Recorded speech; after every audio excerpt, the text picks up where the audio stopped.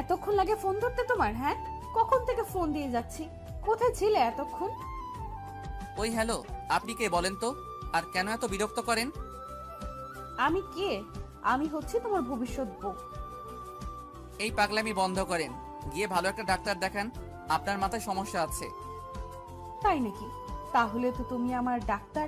চলে আসো এখন আমার বাসায়, তারপর আমার রুমে এসে চিকিৎসা করে যাও আমার মাথায়। দেখ পাগল মাইয়া কোথাকার। তারপর ফোনটা কেটে বন্ধ করে ঘুমিয়ে গেলাম। ওই শোনো, এই সবগুলো কাপড় ধুয়ে দিবে, এখানে এক বালতি কাপড় আছে। এক বালতি কাপড়? সবগুলো ধুয়ে দিবে। কেন? তুমি ধুয়ে দাও, আমি ধুয়ে দিব কেন? আমি তোমার বড়, তুমি আমায় হুমকি দিচ্ছ কেন? হুম, চুপ করে কাপড় ধুয়ে দাও, নয়তো ঝাড়ু দিয়ে পিটাবো এখন। তুমি আমার বউ হয়ে আমায় বলছো ধুয়ে দিতে? আগে জানলে তোমাকে বিয়ে করতাম না।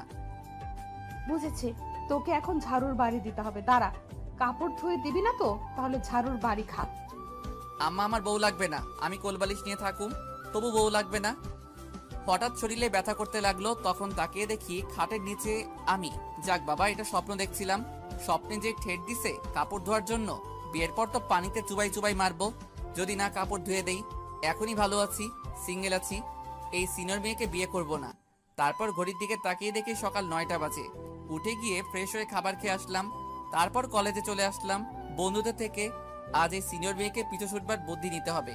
কিন্তু তার আগেই ম্যাডাম এসে পড়লো আর বলল এখন তার সাথে ঘুরতে যেতে হবে। আমি না করছি, কিন্তু যেই রাগী চোখে তাকিয়েছে, তারপর ভয়ে ভয়ে চলে গেলাম তার সাথে। তখন পার্কে নিয়ে গেল, যাওয়ার পর একটা আইসক্রিম কিনলো, কিনে নিয়ে একটা গাছতলায় বসলাম।